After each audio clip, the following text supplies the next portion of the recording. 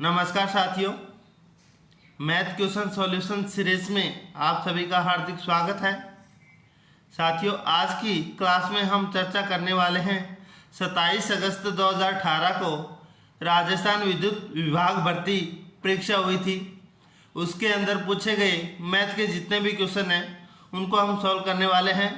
तो साथियों, आज की क्लास का हमारा पहला प्रश्न है कि यदि एक संख्या का 1/4 भाग उसी संख्या के 1/3 भाग से घटाया जाता है तो 8 बचता है, तो फिर संख्या ज्ञात कीजिए। तो साथियों, इस प्रकार के प्रश्न को हम कैसे सॉल्व करेंगे। मान लेते हैं हमारे पास क्या है, माना संख्या बराबर क्या मान लिया हमने, x मान लिया। तो क्वेश्चन के अंदर दो चीज़ें पूछी गई है कि संख्या का 1/4 भाग x/4 उसी संख्या के 1/3 भाग में से घटाया जाए तो हमारे पास क्या बचता है, 8 बचता है। हमने वो समीकरण तैयार कर लिया है। क्वेश्चन के अनुसार संख्या को हमने x माना है, किसी संख्या के 1/3 भाग से 1/4 भाग घटाया जाता है तो बचा हुआ हिस्सा क्या आता है, 8 आता है। जब हम सॉल्व करेंगे तो 4 और 3 का लघुत्तम क्या आ गया, 12 आ गया। तो अब आ गया 12 में 3 का भाग दिए बचे 4 का x के साथ गुणा किया 4x माइनस 12 में 4 का भाग दिया 3 और 3 का x के साथ गुणा किया 3x बराबर 8। 4x में से 3x गए x और यहाँ वज्र गुणा कर दिया तो बराबर में क्या आ गया, 8 गुणा में 12 और 12 8 क्या होता है, 96। तो वह संख्या क्या आ जाती है, वह संख्या क्या आ जाती है, 96 आ जाती है। अब हम देख लेते हैं हमारा क्वेश्चन सही है कि नहीं है। तो साथियों, दिया गया है 96 का 1/3 भाग कितना हो गया, 3×3 9 और 3×2 6 32। अब देखते हैं उसी संख्या का 1/4 भाग, 1/4 कितना हो गया, 96/4 24 चौके 96। 32 में से 32 में से 24 गए, कितने बचे, 8 बच गए। तो उस संख्या के 1/3 भाग में से 1/4 भाग घटाया जाता है तो संख्या क्या प्राप्त होती है, 8। तो वह संख्या क्या होगी, 96 वह संख्या होगी। इस प्रकार हम इस क्वेश्चन को कर सकते हैं। चलिए बढ़ते हैं हमारे अगले प्रश्न की तरफ। अगला हमारा प्रश्न है, यदि 2x + 5x/3 + 3x/2 बराबर 62 है तो 2x का मान ज्ञात कीजिए। हमारे पास मान क्या है, 2x प्लस में 5x/3 प्लस में 3x/2 बराबर 62। नीचे जो संख्या है इसके नीचे मान लेते हैं 1 है। इन तीनों का लघुत्तम लिया जाए तो लघुत्तम क्या आएगा, 6 आ गया। अब हमें इसे और सॉल्व करें तो 6 में 1 का भाग दें, 6×2 12x।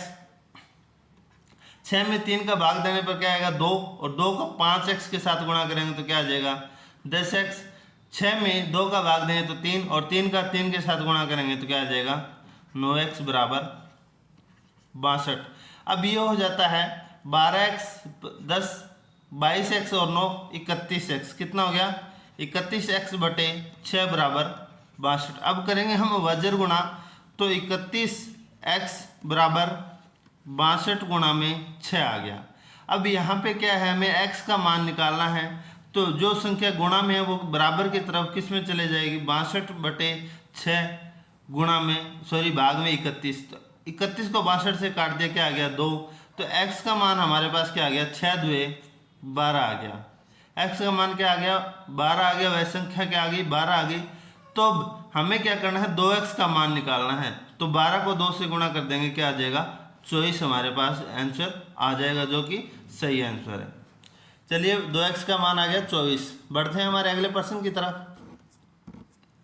अगला हमारा प्रश्न है, 42 सेंटीमीटर व्यास के गोलाकार आयतन का पता लगाएं। 42 सेंटीमीटर व्यास एक गोला है, उसके आयतन का पता लगाना है। तो मैं आपको बता देता हूँ साथियों, गोले का जो आयतन है, आयतन का फॉर्मूला है 4/3 पाई r की क्यूब।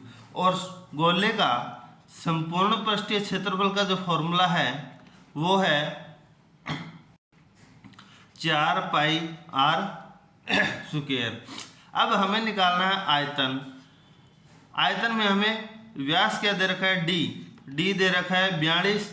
त्रिज्या क्या हो जाएगी, व्यास की आधी, तो 42/2 बराबर 21 हमारे पास त्रिज्या आ गई। तो एक 21 सेंटीमीटर त्रिज्या वाले गोले का हमें आयतन निकालना है। तो 4/3 पाई का मान हो गया 22/7 और त्रिज्या कितनी होगी हमारे पास 21, 21 और 21। एक को काट 7 दिए 21 और 21 से 21 कट गया। अब बच गया हमारे पास 22 चौके 88 और 21 ये 441। जब हम इसे सोल्व करते हैं तो हमारे पास जो हल आता है वो आता है 38,804। तो वो आगे लग जाएगा सेंटीमीटर की क्यूब, क्योंकि हमने त्रिज्या क्या है सेंटीमीटर में, और सेंटीमीटर सेंटीमीटर सेंटीमीटर क्या हो जाएगा सेंटीमीटर की क्यूब हो जाएगी। मात्रा में अगर आप कोई गलती ना करें तो ऑप्शन हो जाएगा हमारा सी ऑप्शन। चलिए बढ़ते हैं हमारे अगले प्रश्न की तरफ। अगला हमारा प्रश्न है, एक आयत की लंबाई और चौड़ाई कितनी है। आयत की लंबाई है 120 मीटर और चौड़ाई है 50 मीटर। क्या निकालना है इसका, विकीर्ण निकालना है। क्या निकालना है, विकीर्ण निकालना है। मैं आपको बता देता हूँ साथियों, यह जब हमें एक भाग इसका निकालते हैं, एक भाग निकालने पर हमारे पास क्या आ जाता है, यह एक त्रिभुज के रूप में आ जाता है। त्रिभुज जिसका आधार क्या है 120 और लंब क्या है 50 है। तो हमें क्या निकालना है, कर्ण, जिसका फॉर्मूला क्या है कर्ण स्क्वायर बराबर आधार स्क्वायर प्लस में लंब स्क्वायर। अब हमें कर्ण स्क्वायर या फिर इसका विकर्ण फॉर्मूला एक ही हो जाता है। इसका विकर्ण क्या हो जाता है, विकर्ण निकालने का फॉर्मूला मैं आपको बता देता हूँ, लंबाई का वर्ग प्लस में चौड़ाई का वर्ग और उसका वर्गमूल। और सेम टू सेम अगर हम यहाँ निकालें कर्ण, तो आधार स्क्वायर प्लस में लंब स्क्वायर का वर्ग यहाँ पे क्या आ जाएगा, ये आ जाएगा।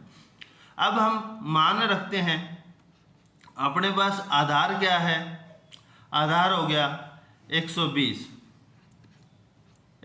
का वर्ग प्लस में 50 का वर्ग, लंब क्या है 50 का वर्ग हो गया। 12 बारिया 144, 14,400 आ गया आधार का स्क्वायर प्लस में ये आ गया 2500 और इसका वर्गमूल। जब हम इसे अंदर के अंदर जोड़ करते हैं तो 0 के 0, 0 के 0, 5 4 9, 4 2 6 और 169 क्या आ जाता है, इसका मान आ जाता है। और 169 का वर्ग करते हैं तो क्या आ जाता है 13 और बच गए कितने 0। तो जब हम आधार स्क्वायर का जो विकर्ण क्या आ जाएगा 130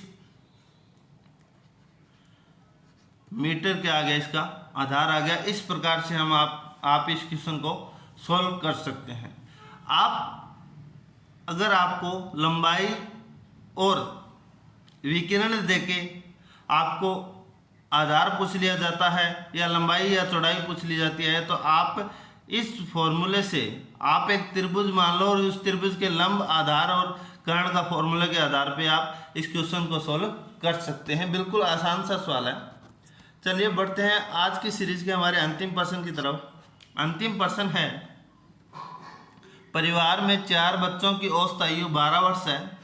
यदि उनके आयु के बीच की दूरी 4 वर्ष है तो सबसे बड़े बच्चे की आयु क्या होगी। साथियों, हमें सबसे पहले क्या दिया गया है कि परिवार के 4 बच्चे हैं, 4 बच्चों की औसत आयु कितनी है 12 है।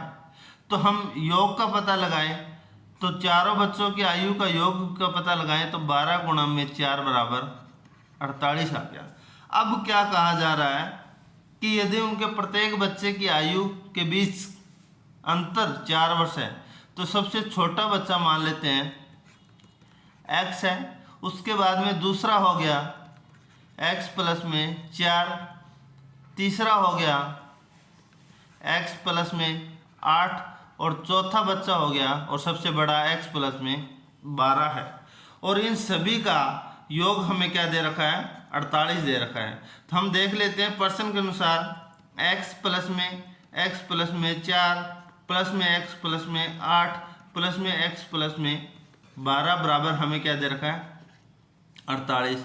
अब हमें x जो माने अंक है उनको एक योग कर लेंगे और दूसरे का एक योग। x प्लस में x कितने हो गए, 4x प्लस में 8 और 4 12 और 12 24 हो गए बराबर 48।